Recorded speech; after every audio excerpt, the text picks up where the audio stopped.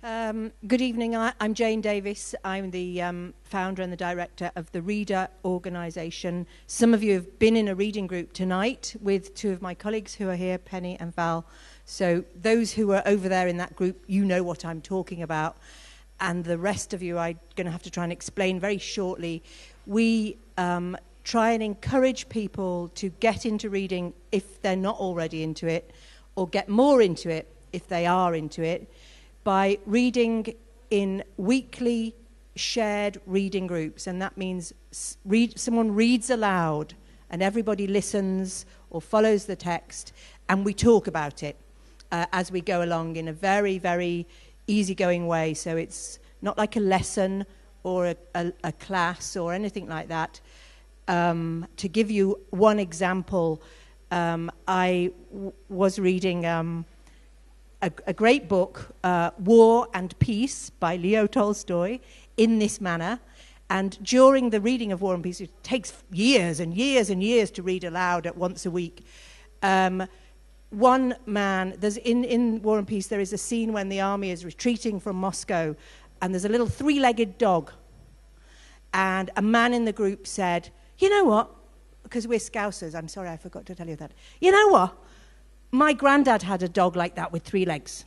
So you can say things like that in War and Peace. But in the same group was a man who had been in Afghanistan.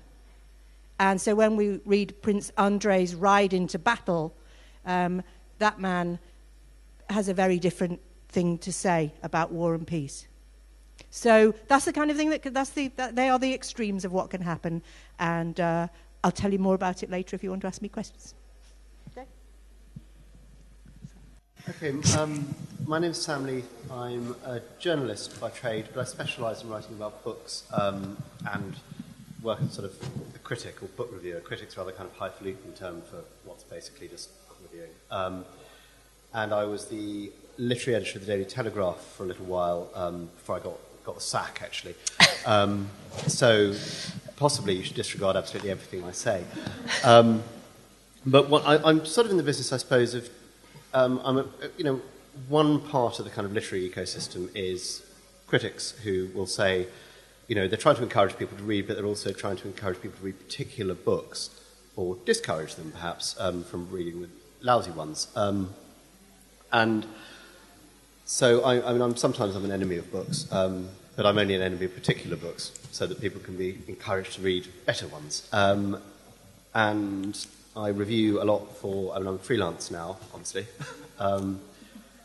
And so I review a lot for The Spectator and The Guardian and The Sunday Times, and basically anyone who asks me, because I'm freelance and I've got children and I'm desperate for money. And I also write books of my own, which obviously I'm very keen on encouraging people to read.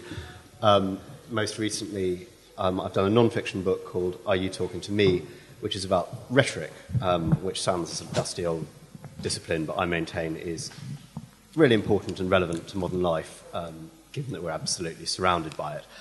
And I also wrote a novel called The Coincidence Engine, which again, obviously I'd encourage people to read, but that's a sort of science fiction comedy kind of romp, which has nothing to do with anything we're going to be discussing tonight, but I mention it anyway just to say I do occasionally. I'm a critic who has jumped the fence and put his money where his mouth is, and I have actually written books, which have been read by very, very few people indeed. So there we go, that's me. Hi, I'm Miranda, and I'm a founder director too of a charity called the Reading Agency.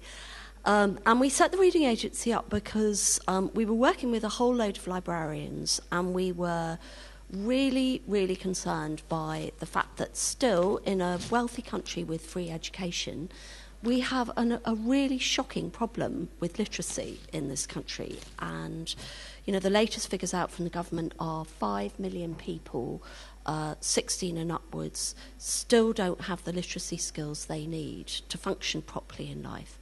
So the Reading Agency sets out with a mission to do all it can to help 3 particular groups of people have an equal chance to become a reader, and those are children as they're turning into readers as they grow up, and young people from disadvantaged areas and adults who have a problem with literacy skills.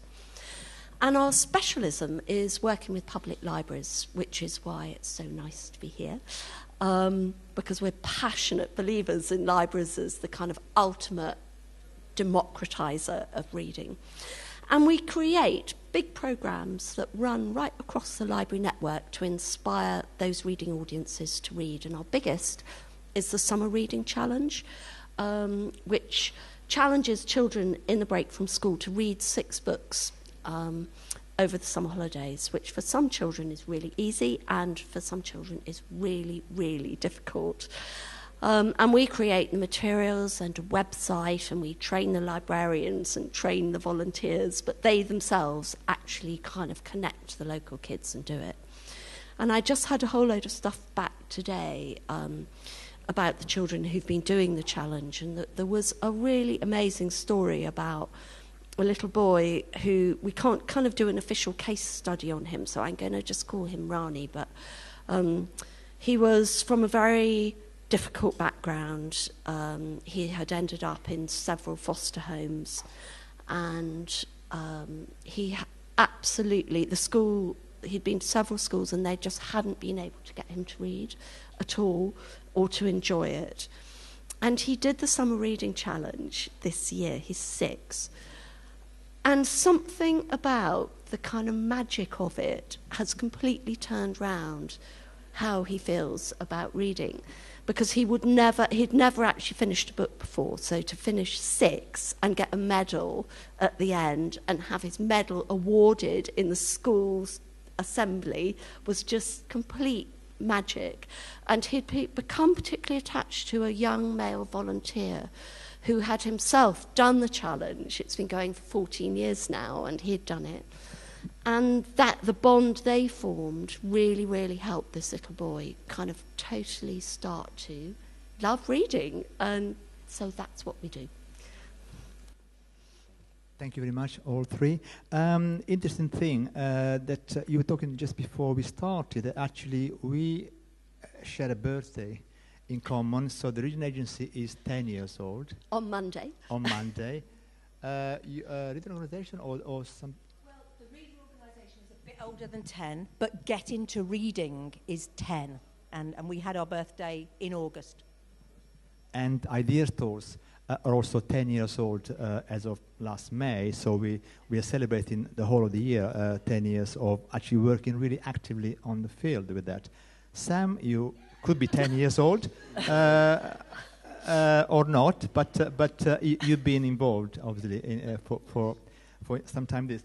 And yes, 10 years. right. Okay. Let's celebrate. 10 years until I got. Okay. Thank you. I'm not going to dwell on that. 18 years old trauma. Put me off the books. But okay, I'd like to throw a ball over to you, and it is this quote from Robert the Crumb, who is the it takes care of the Guardian and the Observer, books pages, and it says his title is actually book editor. What is it called?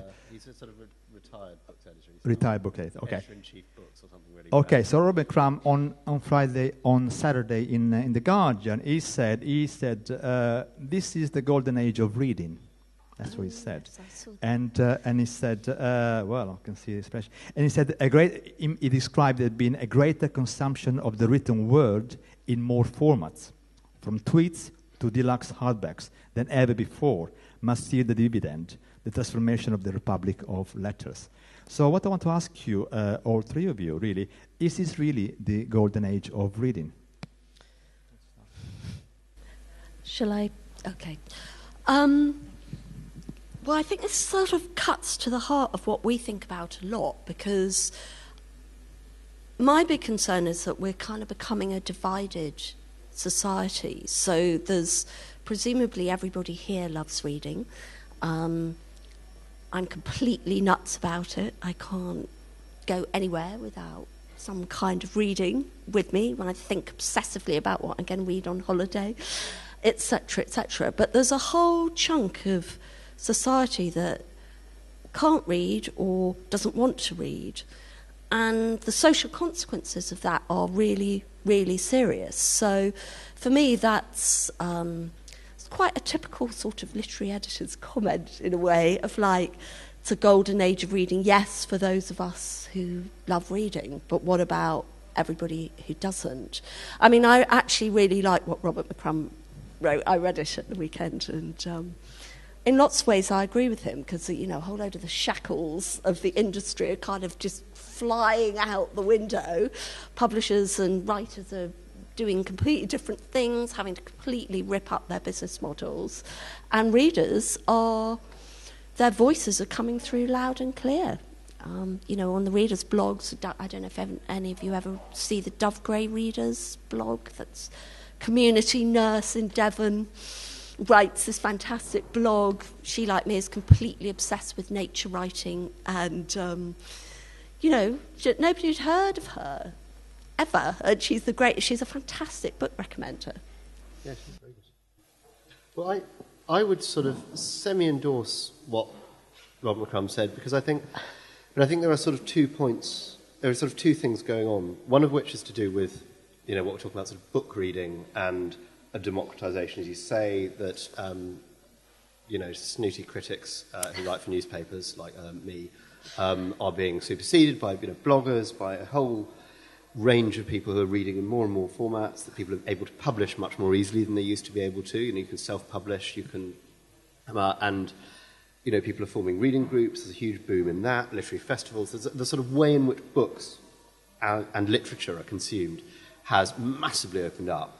And that even as we get, you know, the publishing industry is in crisis, we hear, you know, more and more books, more and more titles are published in each successive year. That never goes down. So there's a huge proliferation. I think what he was describing, which is a sort of different end of it and has much more to do with the divided society you're describing, is to do with literacy, which I think is sort of slightly different than the consumption of kind of literature, or than, you know, reading novels or the fiction market or whatever. Because sort of literacy in terms of the way people are using language, I mean, we are, I think, undeniably surrounded by just more biomass of language. There's more stuff linguistically around. And you get members of a certain generation who go, oh, the young people today, they can't spell, they spend their entire time tweeting and emailing and on social media. You're like, they're tweeting and emailing and on social media. They are saturated in language. Yeah. And they're using written language, admittedly, and there are kind of a lot of social issues and consequences and gradations of discussion about what happens if you're using non-standard English and what implications that has for the job market and other things like that. But, you know, actually, children who are all texting on their mobile phones, which they weren't doing, you know, they're 20 years ago, 30 years ago, actually, the average 8-year-old, and I think this is pretty much across the board, was using written language much, much, much less, and only in a formal context than they're using now.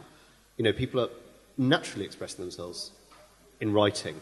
You know, they're all texting rather than being, you know, on the telephone to their friends. So actually there is an explosion in written language, but there's a huge diversification as well. Yeah. And I think that kind of explosion of written language, the fact that blogs are everywhere, that, you know, everybody has a voice. I mean, that's one of the points I make in my book about rhetoric, is that people are, there's much, much more of it about. More people are trying to persuade each other of things and putting their view across in written language than ever before, and are consuming written language on the internet in a huge, huge way. And I think that, of course, that you know, there are questions about, you know, how you teach and how you should teach sort of standard forms of language, so that, you know, so if someone makes a job application, it's not written in, you know, a sort of non-standard, it's not written in text speak or in patois or, you know, in many of the other kind of non-standard usages we're getting. But that's a sort of side issue. I think he's right. You know, there is more reading going on.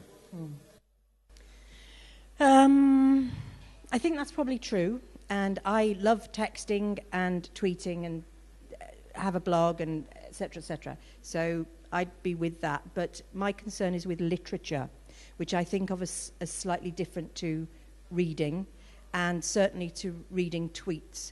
And when I said War and Peace, I don't want you to think I'm only interested in very, very fat ancient novels, because I've brought, as an example of literature this evening, a marvellous and very serious work of literature, which I will read to you later if you want to hear it. I'm definitely going to read you a page of it at some point. So this is my book of the year at the moment. Who is reading books like this? Well, small children perhaps, but it might be good if the 7 psychiatrists we work with in Ashworth High Secure Unit in Liverpool, or the people my colleague Penny works with in Broadmoor, were also reading this book. And I don't think they are. And the reason I don't think they are is because I've been doing some reading with some trainee doctors, and they are at the height of our education system.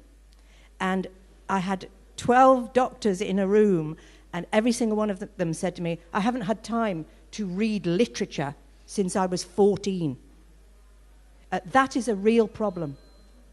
That sounds like my phone, but I hope it isn't. And I'm really bothered about that, because I think that they will be tweeting and texting and blogging, there's no doubt about that. But what they are missing by not having read this book, or War and Peace, or King Lear, is quite considerable. And it matters to them as doctors what they are missing. That's because I think literature addresses the human condition, and so do doctors. So it matters that those people should read literature. Thank you. Thank you, Jane. Yes, but okay, I'll take the point. From my point of view, though, we all have different roles, but we're trying to achieve, I think to an extent, we have a lot of things in common. And from my point of view, today I happen to be representing the library world, even though in Times we don't call them libraries, as you know, which is a bit controversial, but never mind. We do a lot of work to help people read, and the results are there. And many more people read, through, by borrowing books that we provide, including all of yours, than ever before in Timeless. But I know I'm just, I'm interested about the definition of literature as you described it, and I just wonder how do you get there? How do you get to people really appreciating great literature? Do you go straight there? Okay, show us. You've offered to read a page of that. Maybe you should, yeah. So first of all, you'll have to hold them. I would simply say, I brought a fantastic book. I want to share it with you. I hope you're a bit interested in it so far. I would show you the pictures if it had pictures, and if it didn't have the pictures, I would just read you a bit of it. And so this one says, my hat is gone. I want it back. It's a story. It's opening up. You don't know how complicated it's going to get, and there isn't time for me to do the whole thing, but you need to know that eventually we reach this terrifying page. Right? Where this bear sees red. And if I tell you this is a murder story, and it's going to end very badly, you'll be interested in it. These people will want to borrow this book at the end of this session, right?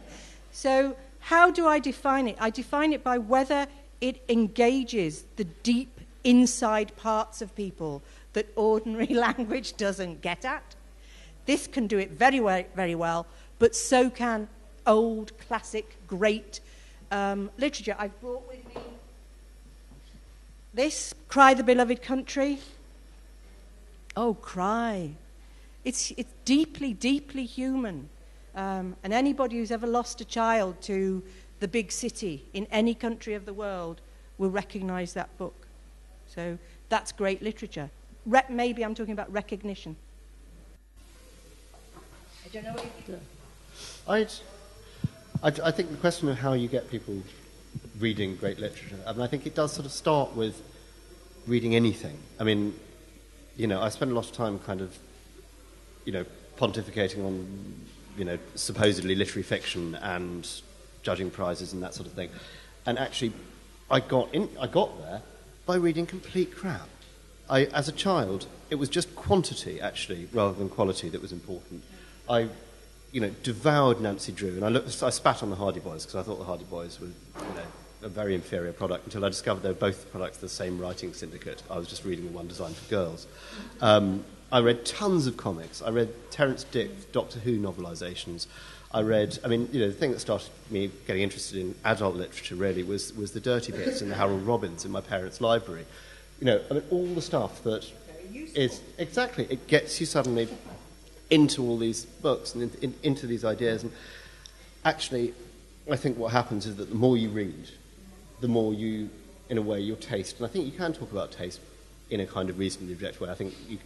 I am a believer, or I have to be professionally a believer in the idea that though you can have that it is possible to say that some things are better than others, and that some things have more to say and a more profound engagement with, as you say, whatever it is to be human than others. And I think just reading a ton, your taste gets better. You after your 400th Nancy Drew, you're like, I feel like I've read this before. So you maybe look at Inspector Poirot or something. You will just branch out. I actually didn't read non-fiction, which I think has all sorts of claims on literary merit and on telling us things about. But I basically refused to read non-fiction. Why does what happened matter? Who cares? Until I was basically in my mid-20s and started being asked to review it. I just thought, I'll read fiction and I'll read poetry. And I'll read occasionally the biography of poets that I like, but that's it. And I kind of came to non-fiction then. And, so you're constantly expanding and constantly finding out. But I wouldn't kind of essay really a definition of literature. I think the job of, literature is to be interesting, and in however broad a sense you want to use it. But I think you should just, I think what's dangerous always, and I imagine you'll have panel-wide agreement on this, is that when reading, which is something we do naturally, as I say, on texts and in comics and all the things that people look down on, when it's something that's natural and that's a pleasure, is when it's presented as a duty or as work that you kind of lose enthusiasm. So I think when you're told, here is, War and Peace, you must read it, as it used to be the way it was presented in school, then you think, oh, this is rubbish. I can't wait to finish reading this so I can get on and read my comics, and you somehow separate these two activities when actually they're the same activity. You just need, I think, let people come to books and, encourage them. You got panel-wide agreement on this? I'm not so sure. Well, I'm really interested in what you say, because quite a lot of the stuff we see is that if you define books as great literature and you sort of have a canon of that, then the people who you're most trying to get to read don't define themselves as readers.